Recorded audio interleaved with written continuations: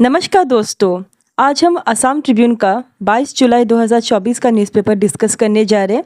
पहला आर्टिकल है Shimla development plan 2041 के बारे में।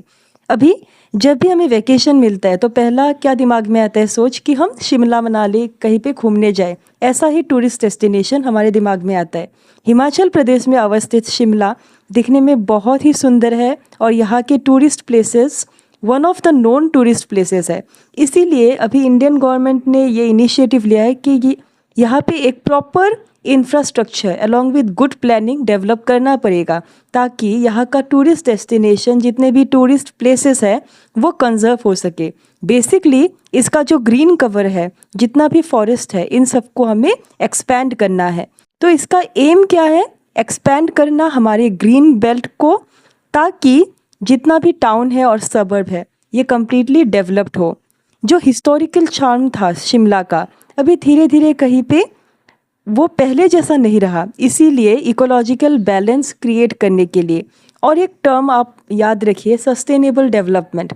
दैट मीन्स हमारे जनरेशन के लिए तो हम देखेंगे, लेकिन जो आगे बढ़ने वाला जनरेशन है, जो हमारे आने वाली पीढ़ी है, उनको भी कोई नुकसान ना हो, इसी सोच को दिमाग में रखते हुए हम जो भी एक्शन प्लान या डेवलपमेंट करें वैसा होना चाहिए। इसीलिए फॉरेस्ट कवर को इंक्रीज़ करने के लिए या सॉइल इरोशन जितना भी प्रॉब्लम होता है उन सबको हमें डिक्रीज़ करना है। इसी नज़रिए से ये एक्शन प्लान डेवलप किया है। अभी जो शिमला का जो प्रेजेंट ग्रीन बेल्ट है वो इंक्लूड करता है बहुत से फॉरेस्ट, जैसे Nabha forest, Pagli forest, Lalpani forest, Bimro forest, Himland forest. बहुत से ऐसे छोटा शिमला फॉरेस्ट एरिया ये कवर करता है। अभी जो भी पहले के जो ग्रीन बेल्ट थे उसमें हमने एक्शन प्लान में और कुछ रीसेंट एरियाज पे इंक्लूड किया है, जैसे मशोबरा वैली, टुकरा आंध्री, फिर शिव मंदिर आंध्री, ताल और गिरी और परिमहल, और ऐसे कई फॉरेस्ट बेल्ट और कई एरियाज़ को न्यू एक्शन प्लान में कवर किया है। अभी कंस्ट्रक्शन ऐसा होना पड़ेगा ताकि जो एस्थेटिक अपील है, जो ब्यूटी है, वो रह जाए। यहाँ पे ज़्यादा टेक्नोलॉजी या ज़्यादा इंफ्रास्ट्रक्चर भी नहीं होना चाहिए।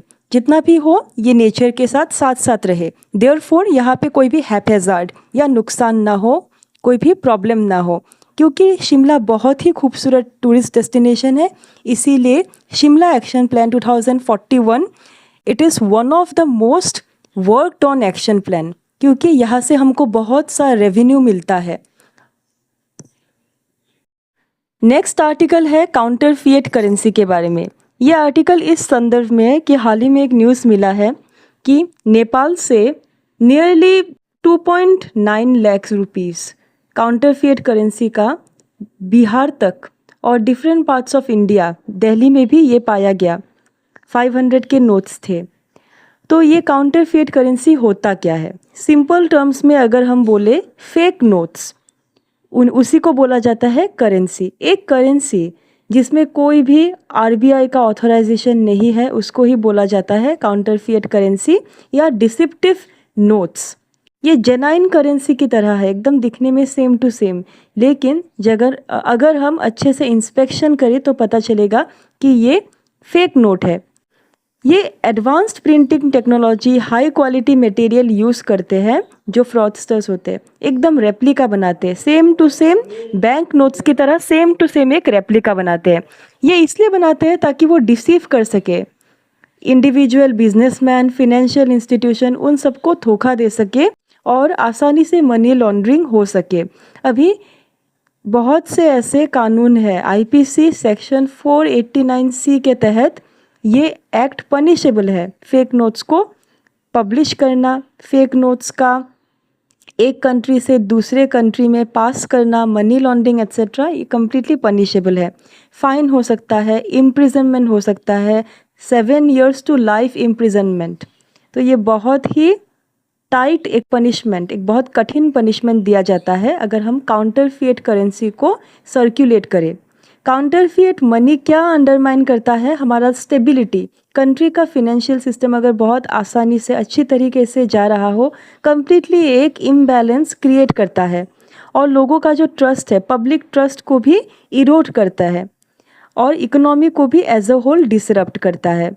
सो हमें क्या करना चाहिए अगर हमें फेक नोट मिल जाए? अगर एटीएम से मिले तो ठीक है, हम क्या कर सकते हैं, कैमरा में रिकॉर्ड कर सकते हैं या फिर जो गार्ड है उसको दिखा सकते हैं, देन एक लॉ एनफोर्समेंट ऑफिसर को दिखा सकते हैं लेटर ऑन अगर बैंक में ये रिजेक्शन हुआ। लेकिन जो आरबीआई का जो गाइडलाइंस है इसके अकॉर्डिंग बैंक कभी भी फेक नोट एक्सेप्ट नहीं करते और साथ ही में जो एक्चुअल अमाउंट है हमको नहीं मिलेगा। तो एक बात तो हमें याद रखना चाहिए, अगर फेक नोट किसी तरीके से हमें मिल जाता है, अगर उसी टाइम हम उसको डिटेक्ट नहीं कर पा रहे तो जितना भी अमाउंट है वो तो हमें नहीं मिलेगा, मिलने से रहे।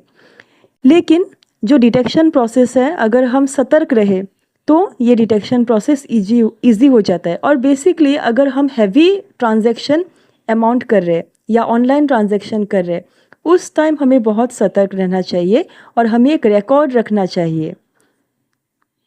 फिर हम ये बोल सकते हैं कि आजकल जब एआई टेक्नोलॉजी आ गया है हम ह्यूमन रेप्लिका क्रिएट कर सकते हैं। आप देख ही रहे होंगे कि जितने भी हमारे लीडर्स हैं, मतलब जितने भी लोग हैं जो अभी इस दुनिया में नहीं है, उन्हीं के वीडियोस हम कभी कभी देखते हैं एआई टेक्नोलॉजी में। तो ये कितना आसान हो चुका है। टेक्नोलॉजिकल एडवांसमेंट के साथ क्या हो गया है, जो फेक नोट्स है, जो रेप्लिका है, वो डिटेक्ट नहीं कर पा रहे हम, वो रियल करेंसी जैसा ही दिखता है। इसीलिए जो काउंटर फिएटर्स है, जो फ्रॉडस्टर्स है, उनके लिए मनी लॉन्ड्रिंग बहुत ही आसान हो चुका है। जो इलीगल वेल्थ है, that is black money to white money जो कन्वर्शन प्रोसेस है, उसी के लिए वो क्या करते हैं, काउंटर फीटिंग मनी या फेक मनी को एक बहुत ही इम्पॉर्टेंट या पाइवोटल टूल की तरह इस्तेमाल करते हैं, क्योंकि उनके पास और कोई ज़रिया नहीं होता है। अभी जो बहुत ट्रांजैक्शन हो रहा है एक टाइम पे, या जो मनी ट्रांजैक्शन कर रहे हैं, जो प्रोसेस चल रहा है उस पर अगर ज़्यादा ध्यान नहीं दे रहे, अनसस्पेक्टिंग विक्टिम्स जो इतना ज़्यादा इम्पोर्टेंस नहीं दे रहे कि ठीक है बहुत सा ट्रांजैक्शन हो रहा है, जल्दी जल्दी ट्रांजैक्शन करते हैं हम लोग। स्पेशली ये होता है जब इमीडिएट ट्रांजैक्शन होता है, कम टाइम में ही बहुत से ट्रांजैक्शंस हमको करने पड़ते हैं।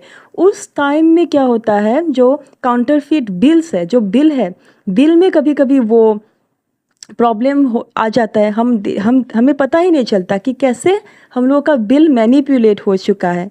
तो इसी टाइम में ये एक मनी लॉन्ड्रिंग प्रोसेस, काउंटरफेट जो नोट्स है उसके साथ इसका लिंक है कि कैसे काउंटरफेटिंग या फेक नोट्स मनी लॉन्ड्रिंग में हेल्प करता है।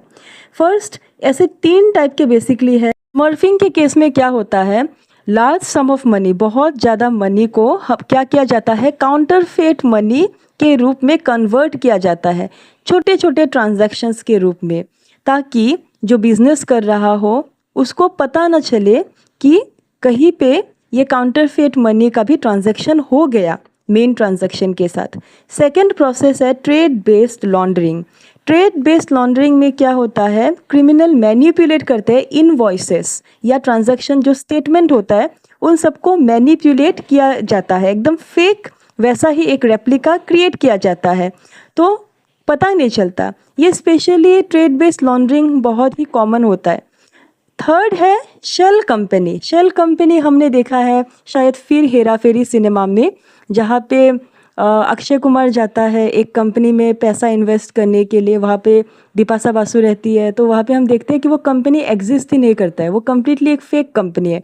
तो वहाँ पे शेल कंपनीज क्या होता है, क्रिमिनल्स जो मनी लॉन्ड्रर्स होते हैं वैसा कंपनी वो लोग एक बनाते हैं। ओनली पेपर में ये कंपनी रहता है, ये एक्चुअल में कोई भी कंपनी या इसका सब यूनिट कहीं पे भी नहीं है, तो इजीली मनी लॉन्ड्रिंग इससे हो सकता है। तो अभी हमको क्या चाहिए कि हम बहुत सतर्क रहे, ताकि जितना भी फिनेंशियल सिस्टम है वो डिसीट और क्रिमिनलिटी के बेसिस पे ना चले। क्योंकि अगर हमारा मनी लॉन्ड्रिंग, एक इंडिविजुअल पर्सन का अगर मनी लॉन्ड्रिंग हो गया, अगर इंडिविजुअल पर्सन को डिसीट या धोखेबाजी में वो फंस गया, वो कंप्लीट फिनेंशियल सिस्टम को अफेक्ट करता है। जो फेक मनी है उसको हम कैसे डिटेक्ट कर सकते हैं, उसको हम डिटेक्ट कर सकते हैं एक प्रोसेस से कि जो माइक्रो प्रिंटिंग है, मतलब नोट्स में बहुत ही छोटे छोटे प्रिंटिंग होते हैं और टेक्सचर, उसका टेक्सचर कलरफुल होता है, कलर्स होते हैं उस पे हम छू के हमको पता चलता है। UV light detection, UV light से हम डिटेक्ट कर सकते हैं। वहाँ पे वाटर मार्क्स रहते हैं और सिक्योरिटी थ्रेट्स रहता है, मतलब कंप्लीट ऑथराइजेशन रहेगा। इसी तरीके से हम फेक मनी को डिटेक्ट कर सकते हैं। अभी आप सबने सुना होगा FATF के बारे में, फिनेंशियल एक्शन टास्क फोर्स। ये एक ऑर्गेनाइजेशन है जो मनी लॉन्ड्रिंग और टेररिस्ट फिनेंशिंग के ऊपर काम करता है। मतलब ये क्या करता है, वो रिपोर्ट बनाता है ताकि मनी लॉन्ड्रिंग प्रोसेस ना हो। जो रिपोर्ट ये लोग बनाते, ये ऑर्गेनाइजेशन बनाते हैं, वो कम्प्लीटली ऑथेंटिक और प्रॉपर रिपोर्ट होता है, जिसके तहत हम लोग को पता चलता है कि अभी हाल ही में कितना मनी लॉन्ड्रिंग या काउंटरफेट करेंसी सर्कुलेट हुआ। और नॉट ओनली ये रिपोर्ट बनाता है, इस रिपोर्ट में प्रॉपर एड्रेसिंग होता है कि कहाँ कहाँ लूप होल्स, कहाँ कहाँ ड्रॉबैक्स थे जिसके कारण ये मनी लॉन्ड्रिंग हो गया, ताकि ऐसा फिर से रिपीट ना हो। यहाँ पे रिकमेंडेशंस रहते हैं ताकि जितना भी चैलेंज है वो एड्रेस हो सके और बैंक्स या ऑर्गेनाइजेशन प्रॉपर इनिशिएटिव ले ताकि ये प्रॉब्लम फिर से रिपीट ना हो। हाल ही में यही हमने देखा कि जो दिल्ली में पता चला कि यहाँ से नेपाल से मनी लॉन्ड्रिंग मतलब फेक करेंसी आ रहा है, इसके बारे में पता चला। तो ऐसे हम एड्रेस कर पाएंगे चैलेंजेस को। अभी दूसरा आर्टिकल है निपा वायरस के बारे में। ये वायरस एक समय में बहुत ज़्यादा हमको सुनने में मिला था न्यूज़ में। निपा वायरस या NIV वायरस क्या है? ये एक जूनोटिक वायरस है। जूनोटिक मतलब जो जानवरों से ह्यूमन तक ट्रांसमिट हो सके। अभी ये वायरस इतना कॉमन क्यों हुआ है? क्योंकि इसका एक केस देखा गया है केरला में। और ये वायरस कहाँ से कॉन्टेमिनेट होता है, मतलब कहाँ से फैलता है? फूड से फैल सकता है लोगों तक। अभी अगर ये बेसिकली ये क्या है, ये एक वेक्टर बोर्न डिसीज़ है। मतलब ये जो बैट है आप देख रहे हैं, चमगादड़ से ये फैलता है। इनका जो सलाइवा होता है उसी में ये वायरस रहता है। तो अगर कोई भी फूड इन्फेक्टेड है ये सलाइवा से, तो वहाँ से ह्यूमन तक इजीली आ सकता है। और प्रॉब्लम ये है कि इसका कोई भी वैक्सीन अभी तक डिस्कवर नहीं हुआ है, इसीलिए किसी को अगर ये डिसीज़ हो जाए तो इतना जल्दी ठीक नहीं होता है। तो ये वायरस सीवियर डिसीज़ कर सकता है और बेसिकली जो फार्मर्स है उनका बहुत लॉस होता है, उनका फूड क्रॉप कोई नहीं खरीदता है। पहले तो 1999 में ये केस रिपोर्ट हुआ था मलेशिया में, फर्स्ट केस। और मलेशिया से देन बांग्लादेश में 2000 में ये देखा गया था। तो मलेशिया में हमने क्या देखा था, जो पिग है तो वहाँ पे पिग्स पे उनके सलाइवा, उनका मतलब कहीं से बैट से ये पिग पे आया, पिग से ये ह्यूमन तक आया वैसे। और जो बांग्लादेश का केस था वो डेट पाल्म्स या खजूर में क्या देखा गया था, ये बैट्स का निशान, दांतों के निशान दिखे गए थे। तो वहाँ से ही ये वायरस लोगों तक आया था और डेथ टोल बहुत ज़्यादा था, तब बहुत लोग इससे अफेक्टेड हुए थे और मरे भी थे। तो क्या होता है, सिम्टम्स क्या होता है, फीवर होता है, हेडेक, फिर मसल पेन होता है, वॉमिटिंग, सोर थ्रोट, डिजीनेस मतलब ड्राउजी फील होता है, नींद आता है, फिर कॉन्शियसनेस मतलब बार बार आपको नींद आता है, सर दर्द होता है, न्यूरोलॉजिकल साइंस मतलब नर्व इम्पैक्ट हो सकता है, एंड एक्यूट एंसेफेलाइटिस हो गया तो प्रॉब्लम हो जाता है, मतलब ब्रेन डैमेज हो जाता है। अभी प्रॉब्लम क्या है कि WHO ने ये रिपोर्ट किया है कि ये वायरस अभी देखा गया है केरला में। तो हम जितना भी ऐसे एग्जॉटिक फ्रूट्स कम खाए, या डेट पाल्म्स जो है अगर हम खा रहे हैं तो देखिए कि वहाँ पे कहीं पे भी ये चमगादड़ के दांतों के निशान ना हो, अच्छे से धो के खाए। यही इम्पोर्टेंट रिकमेंडेशन WHO ने दिया है। Till then bye bye.